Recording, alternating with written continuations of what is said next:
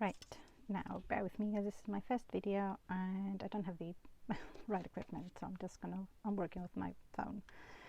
What I've done is I die cut the twist and pop card mechanism out of a piece of card, and as you would normally do, you would valley fold the long score line, and then mountain fold the two that are crossing over,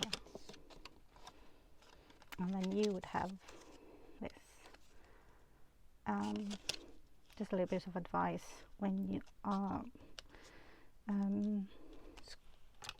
burnishing your fold, just make sure you leave that little bit of a gap in between there. Kind of manipulate your card so you leave that little bit of a gap in there.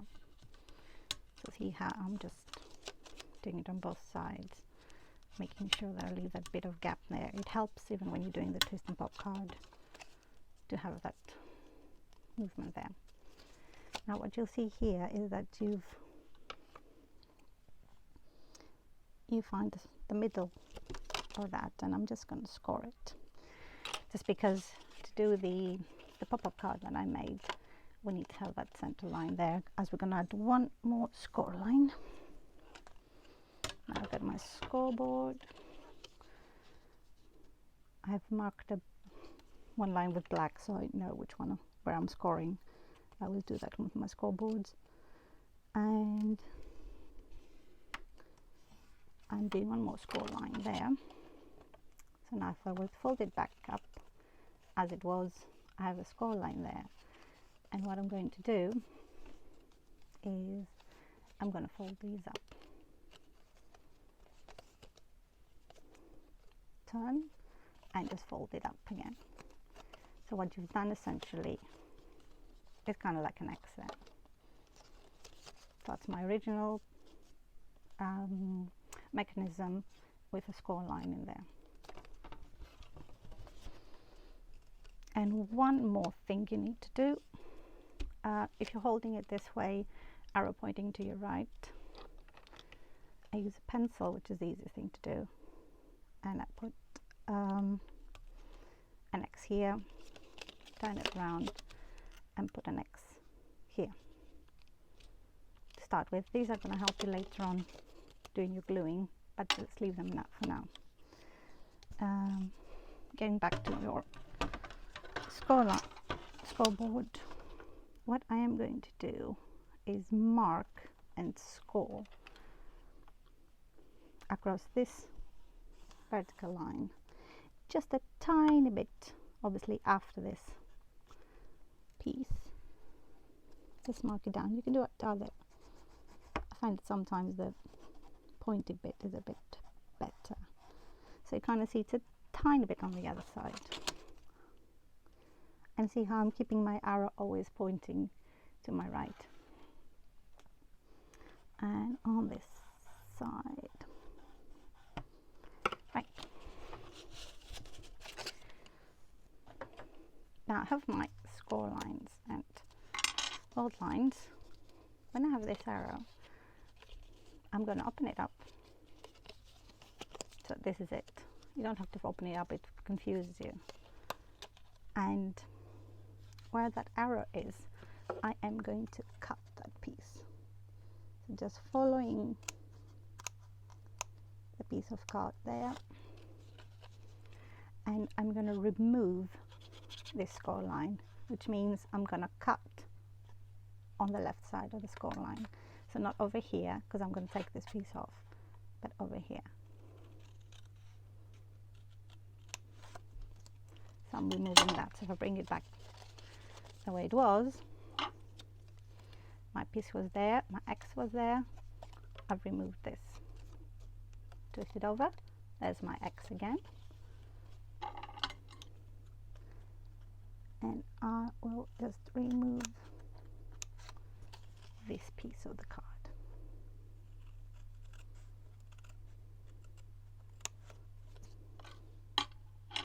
Yep. So again, this is what I've had. Now what I have is a flap here with a triangle on top of it. I'm going to turn it over, a flap here with a triangle on top of it. What you can now do is put an X here, twist, and an X there. And that's a bit where your glue is going to go. This is pretty much it. That's the mechanism. You can now fold these score lines, give it a good burnish. That will help with your mechanism working further on, and see where I've removed my score line in the middle. It just gives me a tiny bit of a gap, actually. I have a tiny bit there, which I don't like. I don't want it maybe interfering with my mechanism later on. So you see I still have that little bit of a gap in there. Nope, I didn't do it very well.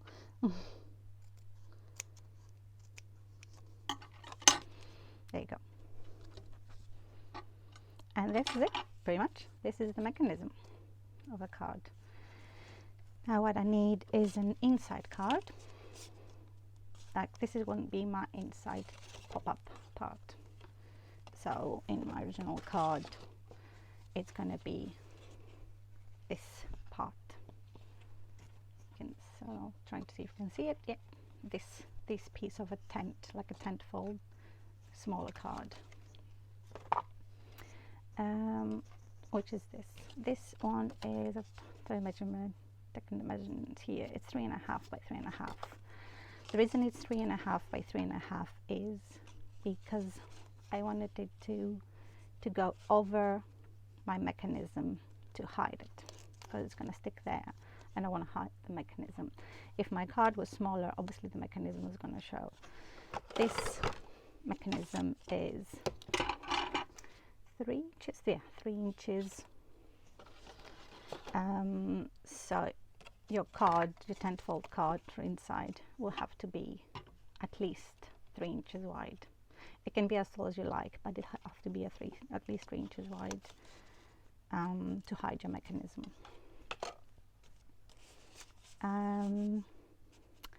When you're picking this card, the inside card, you can obviously, like I said, make it bigger. The issue is though that if you pick a longer card, a wider card's not, well, will be a problem later on, but you could tell how much.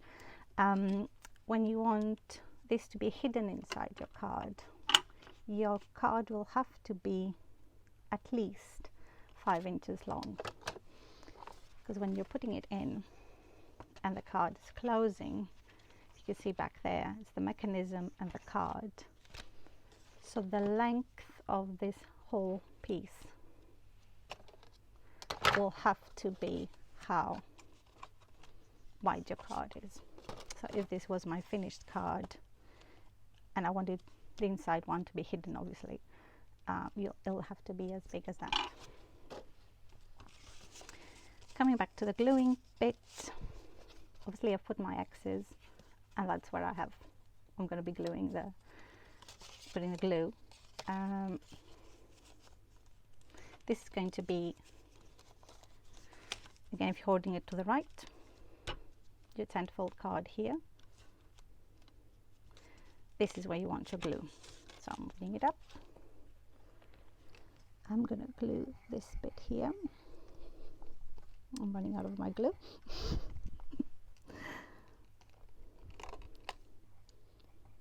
Don't overglue. Yes, you can rub it off, but you don't want everything sticking down. Bringing it up to the middle of your card. Gonna center it. Stick it down and make sure this one kind of like folds over. So you have a little bit of a maneuverability there.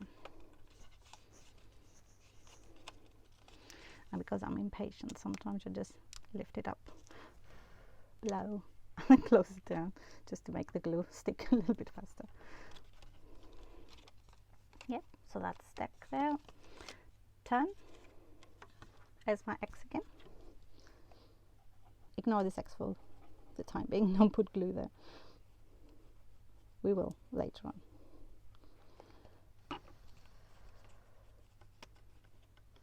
This one is not the one that's glued, this one that's glued down. So this one glues to the back.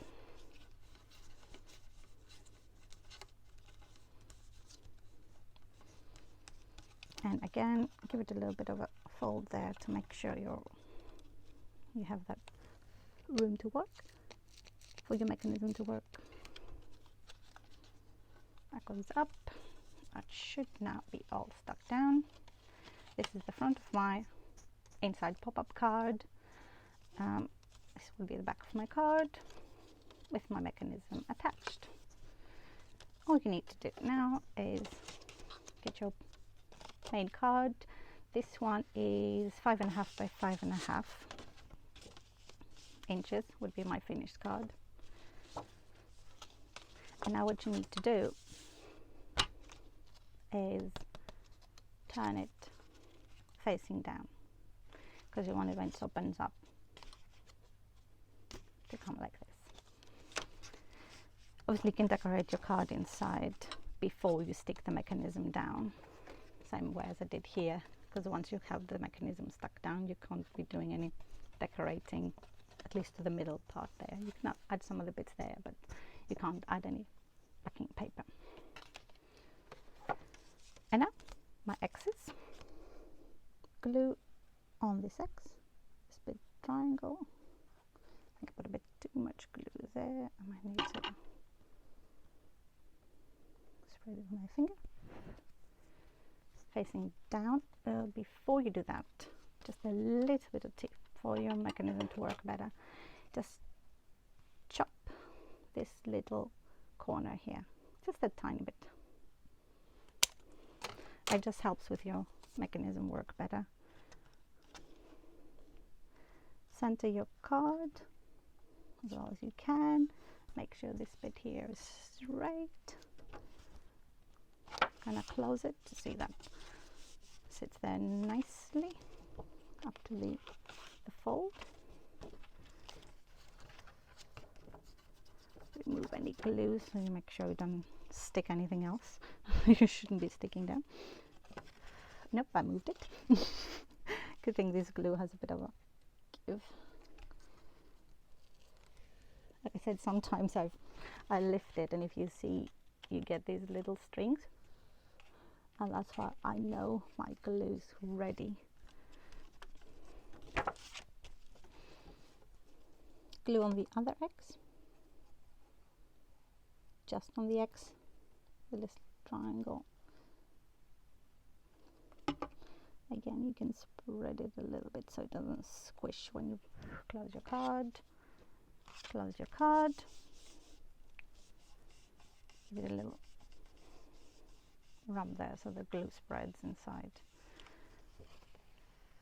Again, I am impatient, so open it up and blow and close it again.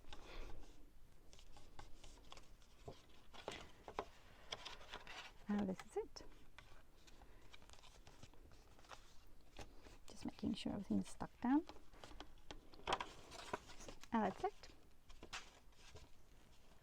Obviously, give it a little bit more time than I did to stick the glue to dry. Impatient. This is it. The heavier this card is, the better it's going to open and lie down when you open it. So the more layers or card you have here, as you open it, this one's going to fold down better.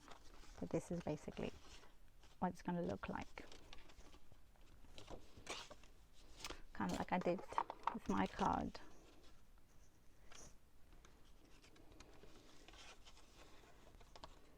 See how this is, it's quite heavy. I have a piece of backing paper. I have some backing paper on the back and the embellishment because I wanted to make sure the back wasn't blank. You can leave it blank if you want. But this is quite a heavy piece of card now, so it pushes it down and it closes like this. I put a bit of gems as well. now the inside pop-up, as you saw on my finished card, my topper is a bit bigger than the inside card, which doesn't matter because when I close it, it doesn't interfere. If you wanted to have a bigger inside part, you would only have one issue with this. If, say, our inside, because I've tried it, your insert was to be, again, I cut it 3.5 inches, so it covers my mechanism, by 5.5 inches, it'll be that tall. When you close it, and this aligns, it would stick out of your card. So if you wanted your inside to be taller, which actually would look nice in a bigger card, you'd have to have a bigger card. So this one, which is 5.5 inches, you would need another 1.5 inches for your finished card. So I've made one here, and it would mean I have another mechanism here. When the mechanism is attached to my inside pop-up, that would mean how long this is, 5.5, I'd have to add another 1.5 inches there to give me the length of my finished card. So see, that would be there. So that would cover the card, the inside pop-up, and when it opened up, what I would have is this. I don't know if you can see it, my camera is not too great. Again, this one you would need more. Obviously you can't do this out of one sheet of A4 card, and I use A4 card because I use the white stamping card. Well, this one, because it's 5.5 by 5.5, you can easily cut 5.5 by 11 for a piece of A4 card, and you have a nice finished card. Yep, I think that's it, and this is how I decorated my card. My final finished card with best wishes. I did a small, just a little bit of decorating on the outside, and it kind of bounces when you open it, which I kind of like. Yep, that's it. Let me know if you have any questions.